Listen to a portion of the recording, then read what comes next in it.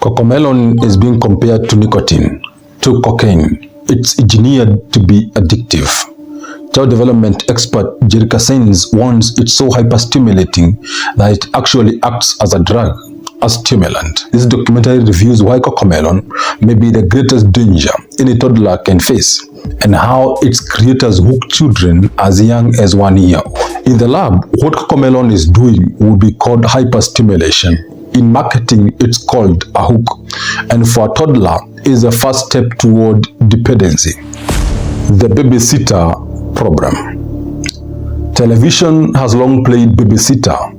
Back in 1948, a New York station designed daytime programs with one objective in mind: to coincide with the average housewife's routine when the housewife has to wash the breakfast dishes or fix luncheon. For instance, there'd be programs designed to keep preschool children occupied and out of her way.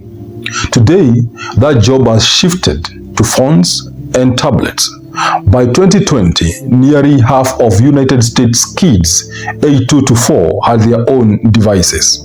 When a parent gets home, he or she has to deal with the kids, prepare the meals, and that's where the urge to play Cocomelon comes in. How much time do you need to be away? Cocomelon is engineered to be insanely addictive. It has been compared to cocaine and nicotine. And child development experts are warning that relying on screen time while you cook dinner is making everything so much harder. But it's not just another babysitter. It's an illusion. It's a trap hijacking your child's brain, and sooner or later, you'll have to start dealing with the consequences. Cocomelon is not just a series of videos, it's an engineered money-making machine, and your child's attention is the commodity.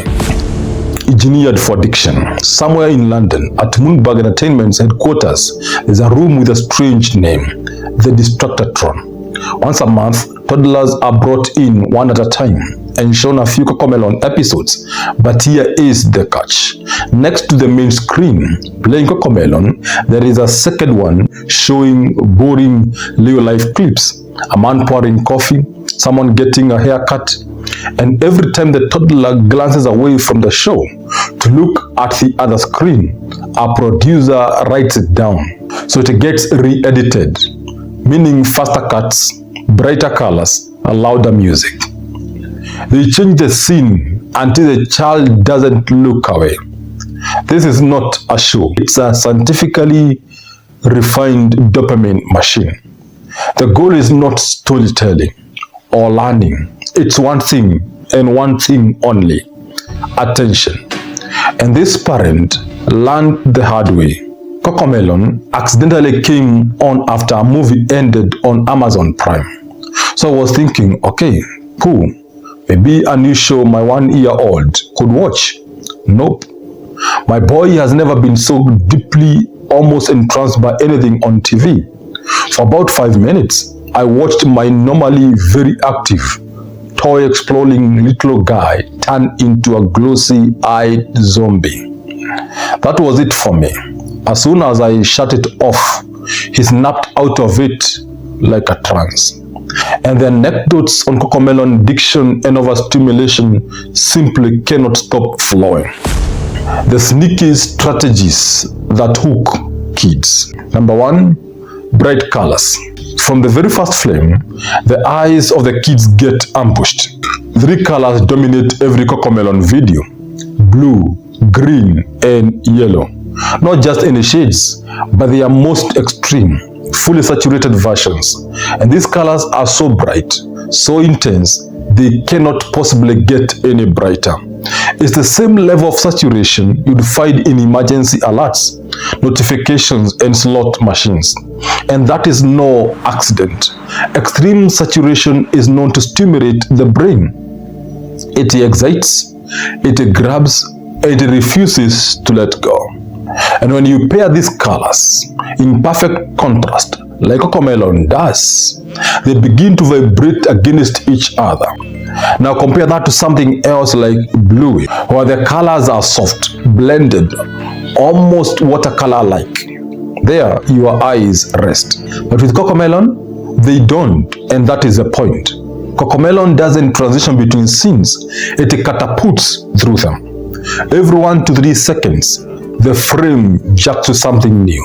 A flash of color, a jolt of sound, a spinning buzz, a bouncing baby, again and again and again. To understand just how aggressive this is, consider the benchmarks. Bluey, for example, holds a shot for at least 27 seconds. Enough time for a child to breathe, observe, and process. My Little Pony, around 6 seconds. But Cocomelon, 1 to 3 seconds. And that is way faster than your brain's natural rhythm, and way faster than your eye can settle. This is not storytelling to engage the mind. On the contrary, the goal all along has been to overwhelm the mind, to rewire the subject, and to make them dependent. Number 3, repetition. Children naturally crave repetition. It's how they learn to speak, walk, and make sense of the world. Repeating a word like bo or mama builds neural connections, and it's a good thing. But Cocomelon takes that instinct and exploits it. In the Yes Yes Playground song, for example, every verse is basically the same. They just speak a word to keep repeating at least 3 times in every stanza. The words change, but the same melody, the same animation, the same gestures, over and over. By the time the song ends, a child is not just watching, they are entranced. Their brain is soaking in familiar patterns. Rewarded with dopamine hits, the child becomes addicted. Number 4, subtitles and the fake education. Yes, there are subtitles on Cocomelon, but the annoying part about them is the fast pacing, even for adults. And this makes them extremely difficult to read. Clearly, they are not there to teach reading. In Cocomelon, subtitles are just another layer of stimulation. And when you think it cannot get any worse, they keep pushing. The lessons themselves are the exact opposite any parent could want. Take for example the no bedtime song. The baby refuses everything: brushing teeth, taking a bath, going to bed, and only after saying no 5 times does he or she finally agree. So what does it teach? Say no first, every time, at least until you feel like it. The fallout. So what happens to a brain that is constantly fed bright colors, rapid cuts, looping songs, and zero plot? It shuts down.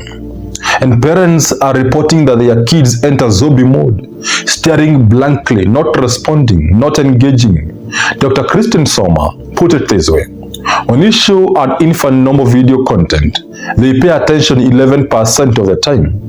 With Cocomelon, it jumps to 74%. And when you take it away, the child crashes.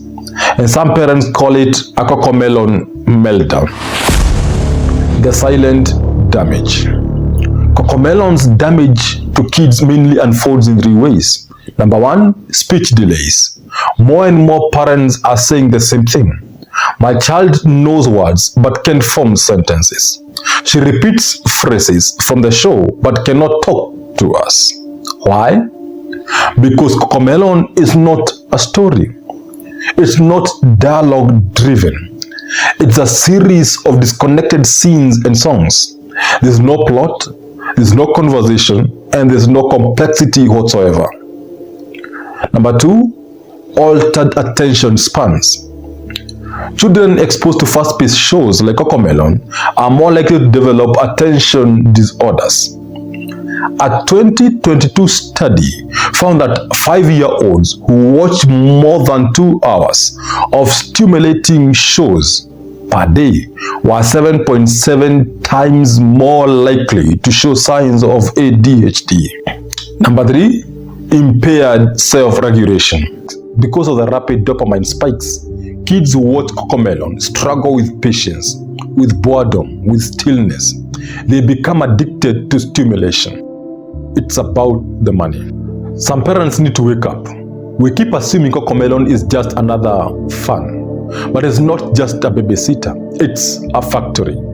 In 2020, its parent company Moonbug made $35 million in gross profit. In 2022, that figure jumped to $165 million, the first year it turned a net profit. That same year, they outsourced animation to cheaper teams in India and Costa Rica, trained them using in-house staff, then laid those original staff off. By early 2023, over 60 billion minutes of Cocomelon in just one quarter. And still, Bloomberg says they missed their earnings targets.